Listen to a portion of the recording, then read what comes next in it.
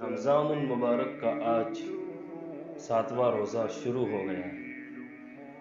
ہم اپنے دلوں کا جائزہ لیں، ہم اپنے دلوں کو ٹٹولے کہ ہم نے اللہ تبارک و تعالیٰ کا ان 7 روزوں کے اندر کتنا حق ادا کیا، ہم نے اپنے بھائیوں کے لیے کتنی دعائیں کی، ہم نے کتنی چستی سے اور کتنی شوق اور رغبت سے اور خشوع و خضوع سے نمازیں پڑھی اور تراویح پڑھی۔ ہم جائزہ لیں، ہم اپنے خود کا جائزہ لیں، ہمیں اپنے خود کے ایمان کو بنانا ہے۔